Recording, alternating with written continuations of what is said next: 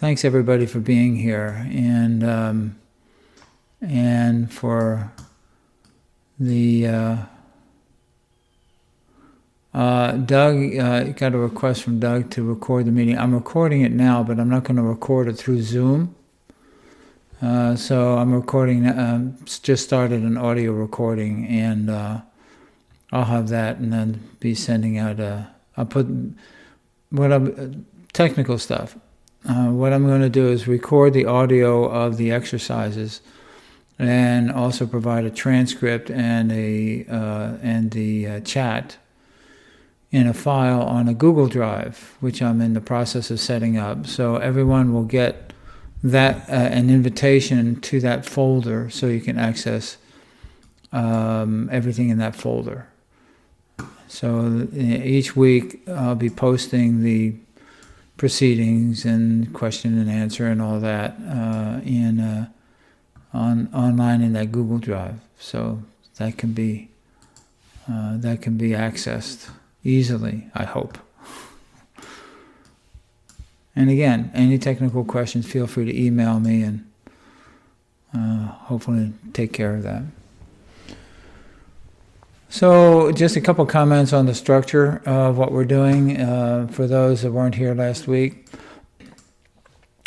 This is the idea is to be able to get most, if not all, of the exercises and the teachings from an 8-week MSc course into this modular series. And I'm calling it modular because it's wait a minute, Varda, you have your hand in the air?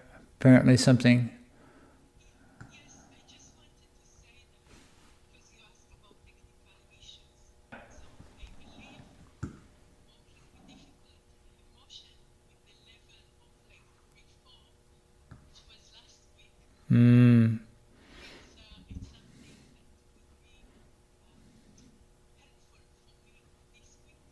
Oh, okay.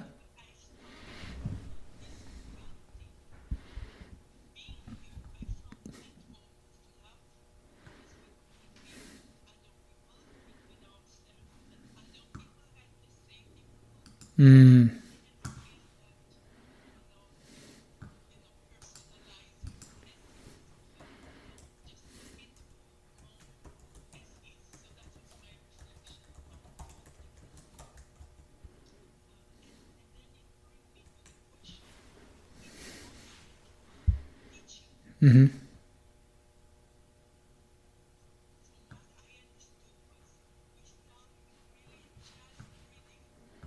Mm.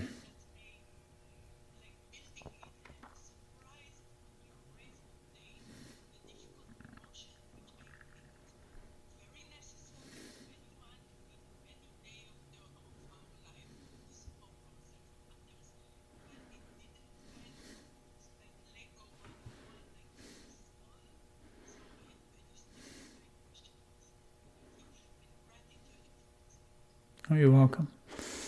So you mean if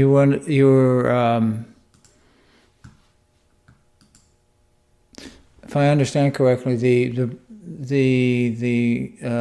detailed steps between bringing up and working with a difficult emotion?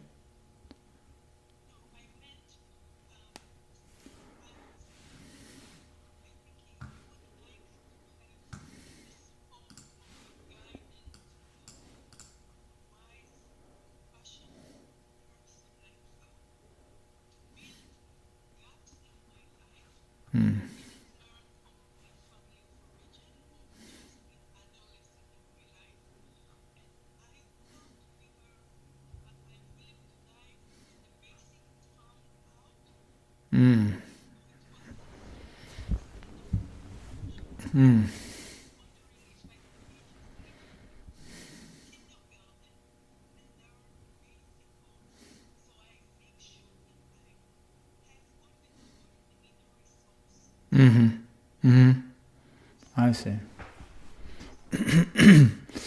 Yeah, that's a really good question. In that, what Varda was talking about was that in the MSC exercise, working with difficult emotions, and I think, correct me again if this isn't correct, Varda, but learning about how to do that with the smaller things on a regular basis, so that we can build up the ability to deal with the more difficult emotions when they arise. And and that really comes from practicing doing the exercise on a as needed basis throughout the day in our living, daily life.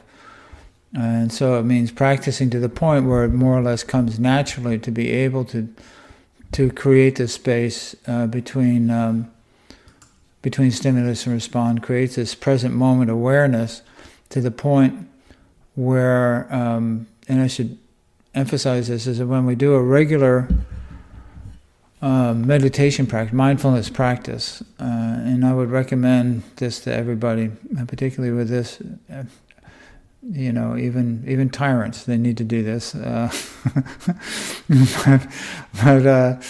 But particularly for this enterprise, what we're doing here. Because what happens when we practice present moment awareness on a regular basis, we get used to creating this space between stimulus and response. And the more we do that, the easier it is to mobilize that space when we're in a difficult spot. And also, over time, with a regular mindfulness practice, that space gets bigger, so that it slowly becomes more and more part of our daily life. So that when something does happen that's difficult, we're more apt to go to that space than we are to our conflicting emotions. And so it takes time and it takes practice and persistence and all that, but that's really the ultimate objective, because we can get to the point where most of the time we're living in that space. And when we're in that space, even if we're not 100% tranquil or whatever, that we can notice what's going on. Oh, I'm feeling really upset about that. I thought that was just a little thing, but that's really, what's that about? So that we can respond in that manner. We can hold our response in that space and begin to ask questions about it and work with it in the moment. And that's where these practices really begin to infiltrate and affect our daily life and our life as a whole. So, good question. Thank you for asking that, making that comment, Varda. It's really because the ultimate goal here, not the goal, there's the path here, that's a much better term. The path here is to be able to take these principles and these exercises and have them really influence our whole life, and so that we can implement them on a regular basis. They become a working part of our mind. So, again, comment on the structure of the. So there will be an audio recording of the exercises and a little talk beforehand, and some of the. And the commentary afterwards will be in a transcript form, and there'll be a transcript and a chat, and the chat will be copied. So I'll have 3 files: the audio file of the exercise and the introductory talk, and then a file of the transcript and of the chat. So that's the plan, and as I mentioned before, I'm still setting up the Google. I had to set up a different Google Drive. And then I may have to re-invite everybody to share that particular folder. So I'll be doing that this week. It may take me a few days to do that, but I hope to get that done by, who knows, maybe Wednesday or Thursday. I have a really tight schedule this week. So that's the idea. So that if somebody comes in at any point, they can go back to modules from the previous weeks, or if they want to review something, they can do that. So it's a really flexible format, so that we don't have to. I mean, I can't. I was thinking about teaching. One of my friends, another teacher, is doing an 8-week course, and it just feels like I just can't do 2.5 hours a week. Just can't do it. So, plus for me, the real advantage of this format is that we get to talk about our experiences. And most of the time, we don't really talk about our experiences. We talk about how we reacted to our experiences. And so, but in this format, we're more apt to talk about our actual experience as it was. And because what goes on during the exercises, we're sort of in that space at the time. And if we don't reflect upon it, sometimes we'll miss some of the things that were happening during the exercise. And also people tend to share some really practical questions about how to apply something in their own particular situation, and that's incredibly valuable, because that's how we really learn to, that's where we go from theory to experience, and that's really awesome. So that's a word on the format.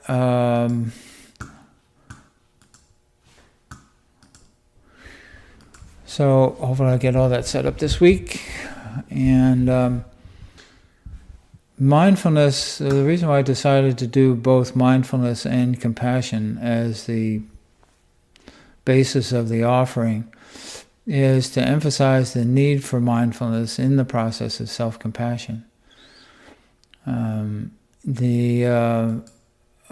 lot of times we tend to, it's difficult to regulate our nervous system, so we can sum up all of our woes in life with the overarching idea is that we're sometimes not really good at soothing our nervous system.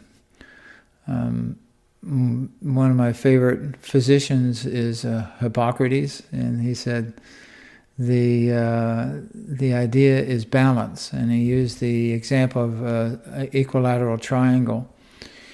And he said when we're in health, a state of health, all the sides are equal. But when we're in a state of ill health or out of balance, it's not equal-sided. And he said that one of the apex at the base, the points at the base, one is building up, the forces of building up, nurturing, nourishing, regenerating, absorbing nutrients, enjoying life, that sort of thing. And on the other side is the breaking down. We need to break down the old cells, and we need to expend energy from our reserves when we're in a difficult situation, and that sort of thing. So if we're out of balance in one of those ways, our well-being is skewed. If we're, feeling a little beset one day and we go to the local cafe and we get 3 shots of espresso, our equilateral triangle is going like this, right? We're just, woo! But the interesting thing to note, and it's really important, is that as soon as the instant that happens, the body immediately goes into action to break down all those alkaloids and get us back to a state of homeostasis. So our body is, and this is from Hippocrates, our body is every second of every day doing its level best to keep us in a state of balance. And so when we're finding ourselves out of balance, that's when we need to pay attention. Okay, what is out of balance here? It may be the emotions, it may be a regret, it may be a confusion, whatever it may be, apprehension, maybe general levels of stress. And a lot of times, we'll have something, we'll have something going on at home and at work and with relatives and with. So there's no place really that's a safe spot sometimes. Like that, there's turmoil and everything, and that's a really tough spot. But it's really it's a call for us to further implement whatever we need to do to regain that balance. And so that's the spirit in which these are offered. I mean, this is really about what we can do in daily life to maintain that balance, and so that we can bring that with us into all of our relationships and continue that sort of spreading out as we go through life and sharing that with other people, whether it's actively or silently. Because a lot of people, this we call entrainment and sympathetic resonance and those wonderful things that when we're around people who are upset and we're absolutely calm, it has an effect. They'll kind of notice, well, that person's not upset. Why are they not upset? Well, there's no real need to be, a lot of times. If there is something that needs to be taken care of, we take care of it. But we don't have to get all flustered and bent out of shape. That's a colloquial reference to Hippocrates' equilateral triangle.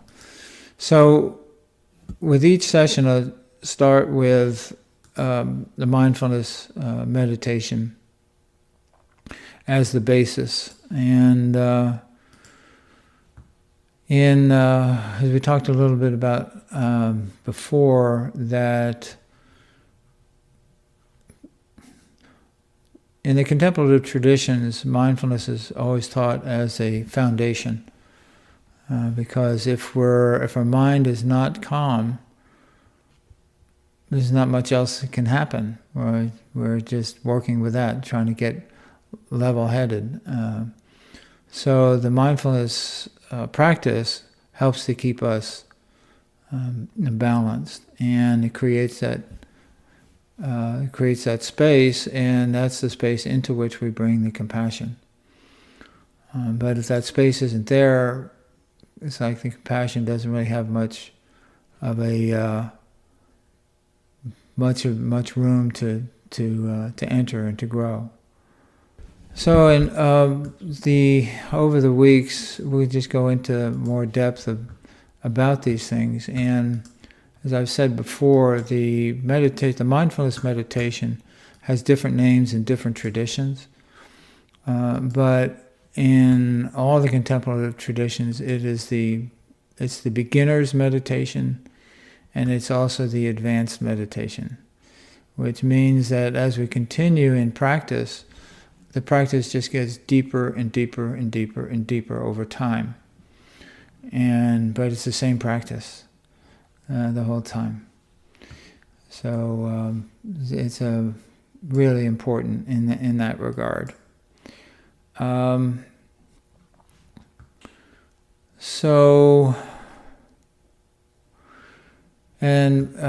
Self-compassion and mindfulness, a mindfulness space, support each other. In that when our mindfulness begins to slip, our mind begins to wander, and our mind begins to wander, so does our compassion seem to wander. So then we do what we can to come back to the present moment awareness. I want to talk for a moment too about the anchor. The term anchor is used in meditation as a place where we can sort of park our awareness for the moment, a neutral space where we can just kind of rest our awareness so that we know when the mind has moved, we can become more aware of that, and also a place to, when we withdraw our awareness from whatever distracted us, there's a place that we can go back to and to rest our awareness. And so most of the mindfulness practitioners and the courses use the breath as an anchor. And it makes an excellent anchor because the body breathes all by itself, And so that we can just, when we're just sitting, the body finds its own breathing rhythm and we can just observe. It's like sitting and watching a stream flow. And then we know immediately when the mind has wandered, as we're off of the breath, and we can apply the mindfulness approach, which is letting the thought go and returning to the breath. Now, the reason why I use the body most of the time is because if someone's had childhood asthma, or have asthma, or they've had trauma, a lot of times the trauma will affect the person's ability to breathe easily, and sometimes the trauma will tend to resurface in breathing, in the breath meditation, breath anchor. So to avoid all that, I do the physical body. Because also with the physical body, we don't really pay much close attention to it, only like when we stub our toe or we get exhausted or whatever. But I mean, it's really, we'll be doing some body scans along the way here in the next few modules. But getting in touch with the body itself is really an important thing. I ran across some research recently on interoception, which just means that being able to perceive our interior, or that our perception, our awareness is active in interior, and that it's directly linked to senses of well-being and happiness and balanced functioning and a lot of things. But most of the time, we're really not fully in our body. Whenever we're thinking about something in the future or the past, we're to some degree less in our physical body. We're less in the present moment. We're thinking about something else. That's why a lot of times when people start doing a mindfulness meditation, whether they're experienced or not, and they sit down, and within moments they're asleep, and think, oh, I'm such a failure, this is terrible, this isn't working, I'm such a bad meditator. None of which is true. Because what that means is that when we're going throughout the day, we're not really paying that much attention to the physical body. We're just really busy.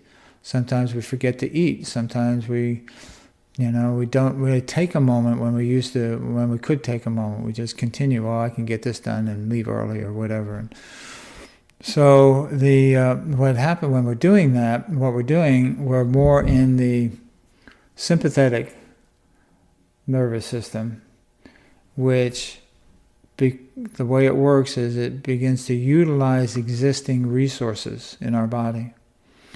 So that when we're in this state of high activity, which is necessary, sometimes that's, at work or whatever we're doing, then we're utilizing our existing resources.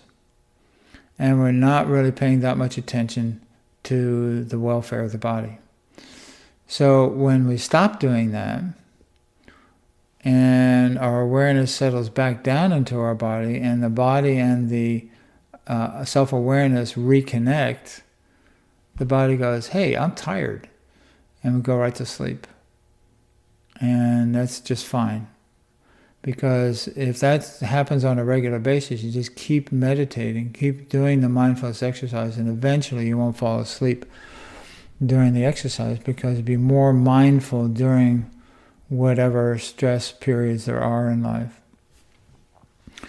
So this is the point at which I stop talking and we start doing. So we'll do a mindfulness meditation here, and finding a comfortable spot, comfortable position, and one in which the body can just be still. You don't need to move any muscles at all. And we'll begin.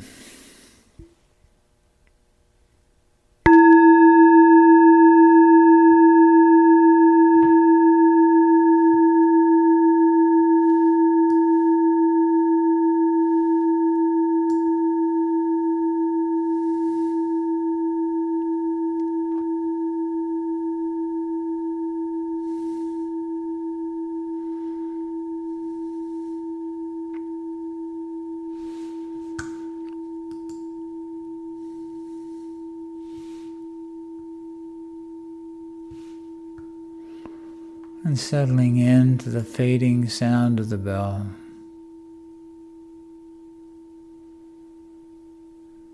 Allowing ourselves to come to silence.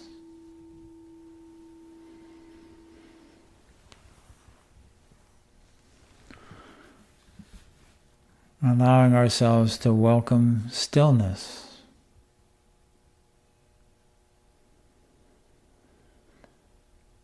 To let all the thoughts, all the pigeons in the coop fly out away.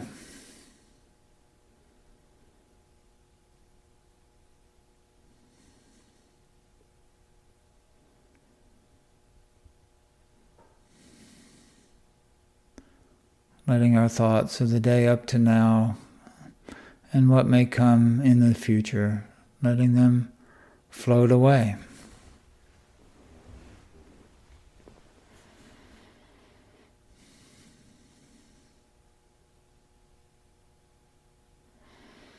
And just letting them go.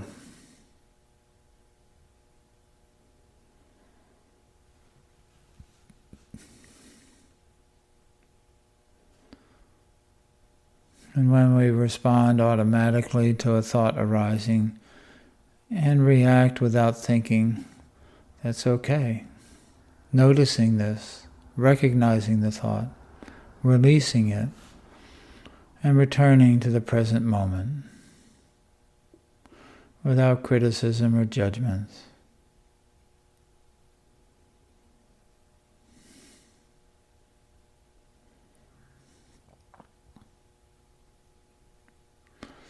Allowing ourselves the grace of not engaging with the thoughts and the emotions as they jump around.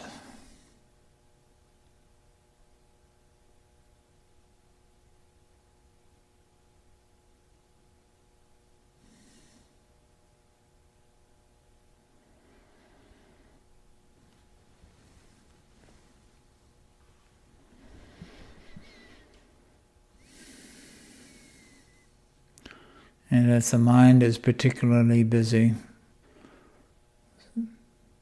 several deep breaths may help.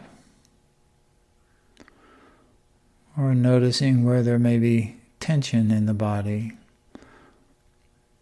or some pain, or just being uncomfortable and letting that float away, letting it drain out.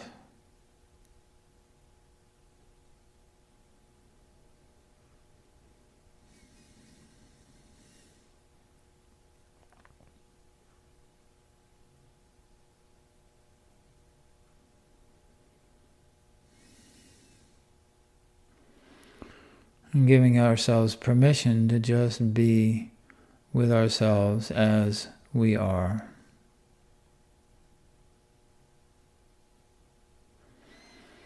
No, not everything is perfect. And yes, we've made mistakes along the way. But simply appreciating and caring for ourselves just as we are. Doing the best we can.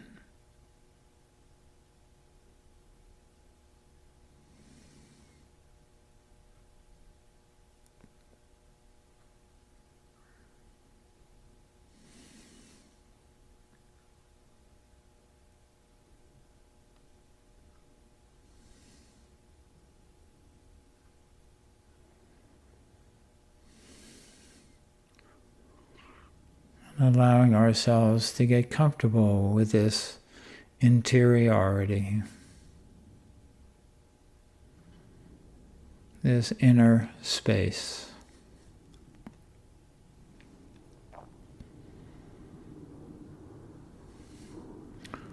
Where we can allow ourselves to not do, but just to be. Here in the present moment.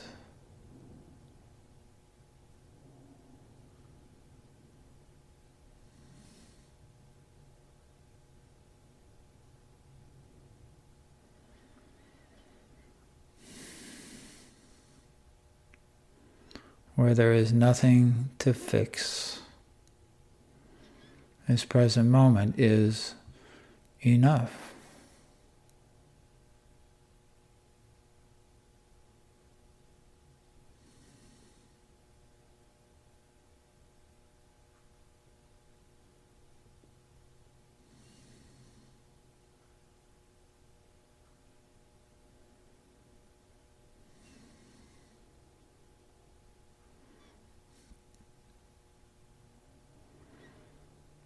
It's okay to tune to this space.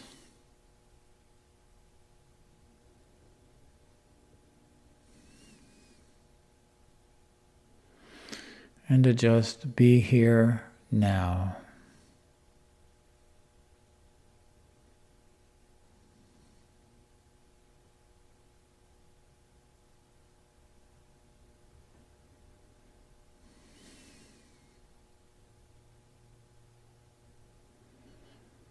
And any time a thought arises or a feeling, simply recognizing, releasing, and returning.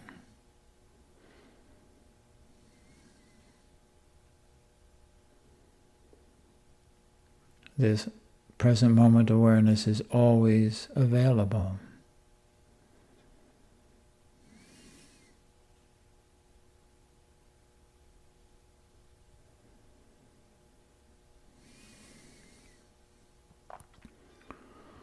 Some believe it is the very center of our being.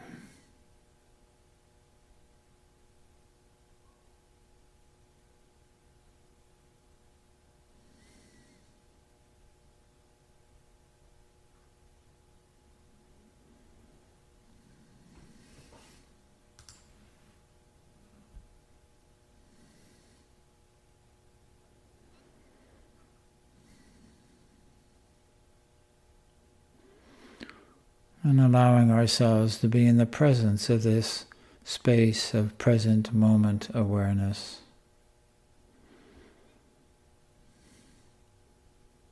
Perhaps think of it as an inheritance.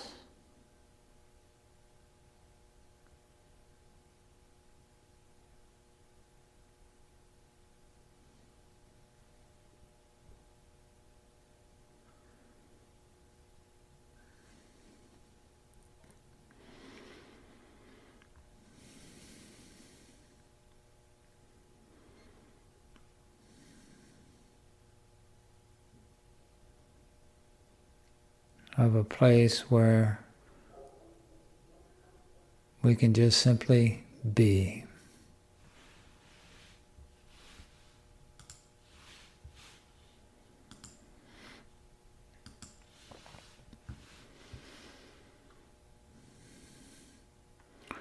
Regardless of what else might have been going on in our life.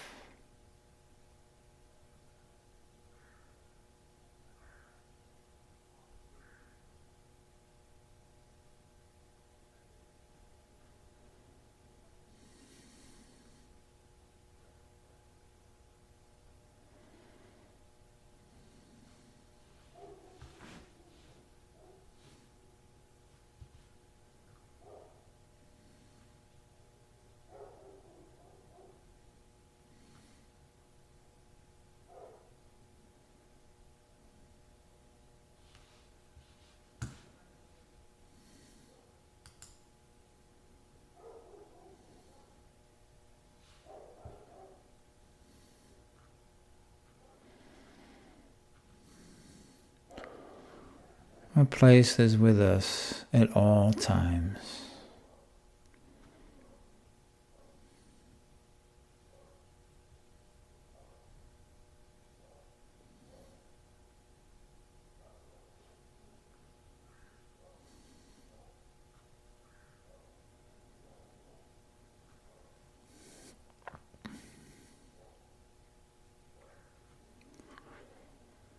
And allowing ourselves to absorb the feeling, absorb the grace of this spot, this present moment. This place of steady being.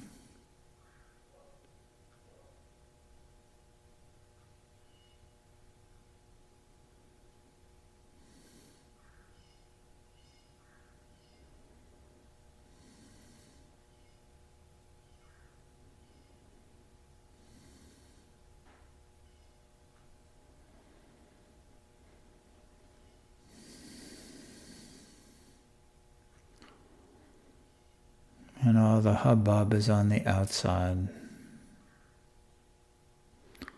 not on the inside.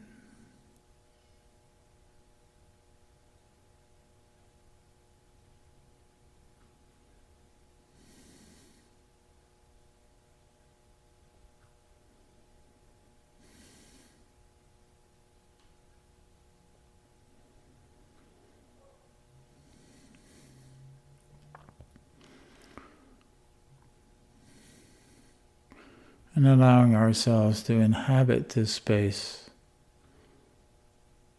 whenever we wish, or all the time.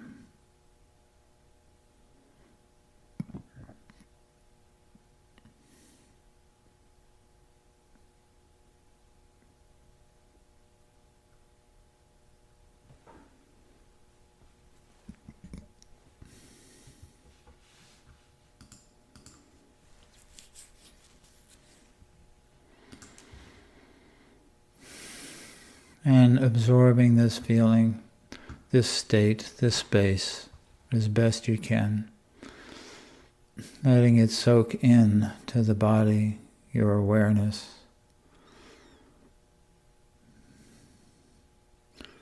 Nurturing the body. And our heart, mind.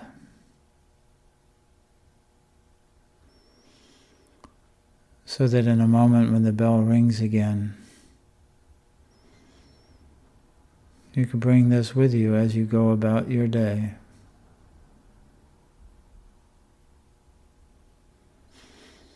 And come back to it at any time.